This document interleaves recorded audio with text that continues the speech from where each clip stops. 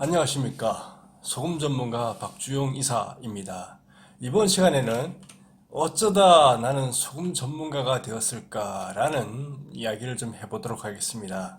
제가 소금 전문가라는 이제 닉네임을 사용을 하고 있는데요. 사람들은 어쩌다가 저런 닉네임을 사용하게 되었을까? 언제부터 소금 전문가로 활동을 했을까 하는 것이 궁금해 하시는 분들이 있고, 소금 전문가는 어떻게 인정을 받게 되었는가 하는 부분도 궁금해 하시는 분들이 있어서 그 내용을 조금 설명을 드리도록 하겠습니다.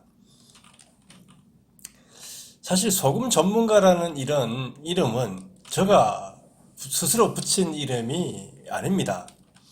몇 년 전에 이 방송국에서 이 소금 전문가를 찾는다는 전화를 받게 되었습니다. KBS의 그 VJ 특공대를 잘 아시죠? 여기 제가 두 번 이렇게 출연을 하게 되었는데요. 우리나라에서 소금에 대해서 이야기를 해주고 소금에 대한 전문적인 분석이나 이야기를 해줄 전문가를 찾는다라는 이야기였습니다. 그래서 저에게 전화가 와서 취재에 응해줄 수 있냐라고 할 때 제가 응하게 되었습니다. 그러면서 처음으로 이제 소금 전문가로 소개가 되게 되었습니다. 이때는 촬영을 강원도 양구에 있는 어느 산골 마을에서 하게 되었는데요. 소금나무에 대한 얽힌 이야기를 하면서 제가 그거에 대해서 소금의 관점에서 이야기하는 내용들이 영상으로 나와 있습니다. 또 하나는 뭐 다른 소금에 대한 이야기를 하는데 제가 출연을 했고요.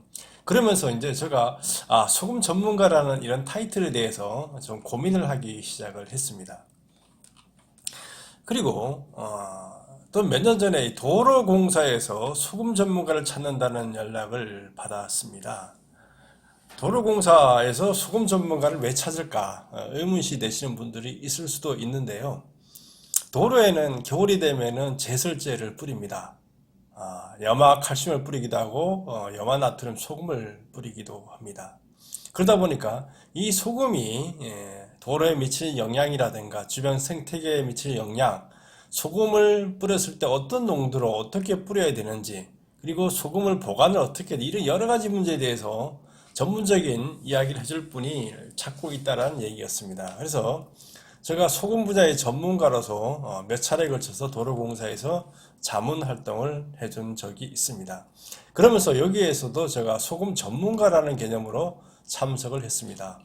제가 참석을 해보니까 뭐 아스팔트 전문가, 뭐 도로 포장 전문가부터 시작해서 구조물 전문가 여러 분야의 전문가들이 모여 있더라고요. 저는 소금 분야의 전문가로 참여를 해서 이야기를 했던 기억이 있습니다. 이 두 가지 사건을 겪으면서 제가 이 소금 전문가라는 부분에 대해서 네, 이 전문가라는 부분에 대해서 제가 많은 고민을 하게 되었고 이 타이틀을 제가 좀 사용을 해도 되겠구나라는 생각을 하게 되었습니다. 방송국과 도로공사에서 인정을 해서 찾았으니까, 그리고 저희 자문 결과에 만족을 했으니까 전문가라는 호칭을 사용해도 되겠구나 라는 생각을 하고 있던 차에 이제 올해 7월부터 유튜브를 하면서 정식으로 이 호칭을 사용하게 되었습니다. 사실 뭐 남이 전문가라고 인정을 해주는 것도 중요하지만 실제적으로는 실력이라는 게 있어야 되겠죠.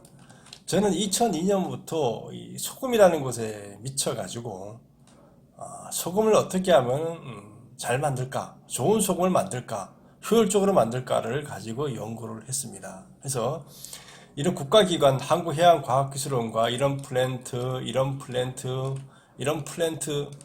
플랜트들을 만들어가지고 미니 플랜트들을 만드는 거죠. 만들어가지고 수없이 많은 실험들을 과정을 거쳤습니다. 이렇게도 해보고 저렇게도 해보고 기계를 부셔먹기도 하고 하다가 망가지기도 하고 여러 가지 과정을 거치면서 소금을 어떻게 만들어야 되는가라는 것을 연구를 하게 되었습니다. 사실 우리나라에는 소금 공장이라는 게 없습니다. 천일염은 공장이 아니죠. 그러다 보니까 소금 공장을 지을 수 있고 소금 설비를 만들 수 있는 기술자들이 별로 없었습니다. 그러다 보니까 실제적으로 해보지 않고서는 아무도 알 수가 없었다는 거죠. 그런 과정을 거쳐서 실제적인 어떤 소금 공장들을 다른 회사의 소금 공장들을 제가 지어주기도 했습니다. 그런 과정을 거쳐서 소금 공장은 어떻게 지어야 되고 어떤 설비를 어떻게 만들어야 되는가 저희들이 완벽하게 터득해서 완전한 국산화된 기술을 저희들이 확보를 하게 되었습니다.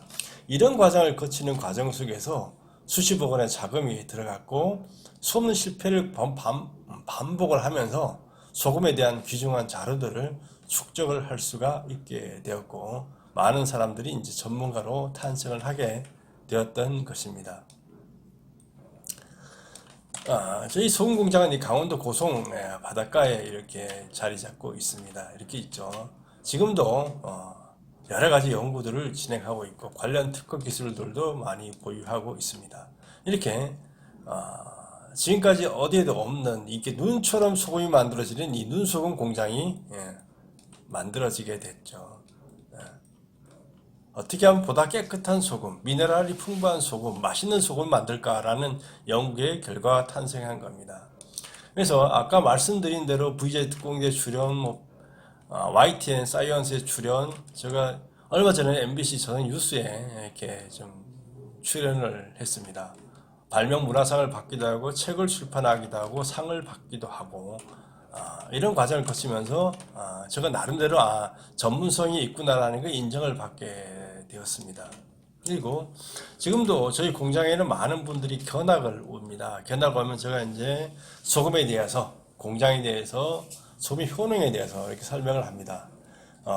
중학생, 고등학생, 대학원생, 다른 나라의 해수부 관계자들, 장관들, 학회 관련 분들 아주 다양한 분들이 저희 공장에 견학을 와서 소금이 무엇인가에 대해서 새롭게 알고 가는 기회를 만들어 드리고 있습니다. 이 과정을 통해서 저도 전문성을 좀 확보하는 이런 부분들이 있게 되고 있습니다.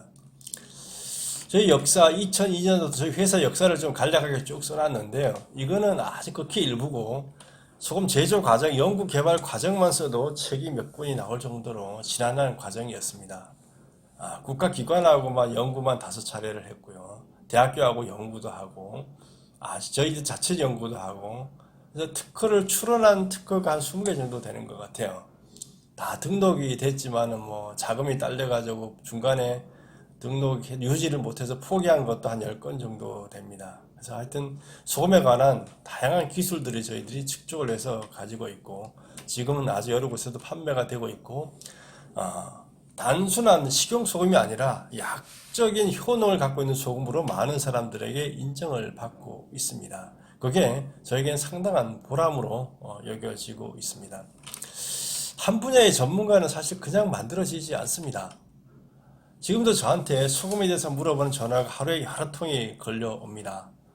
소금에 대한 자체를 물어보기도 하고 효능에 대해서 물어보기도 하고 어떻게 사용해야 되는가를 물어보기도 하고 어떤 분은 자기가 몸이 아픈데 상담을 하기도 합니다.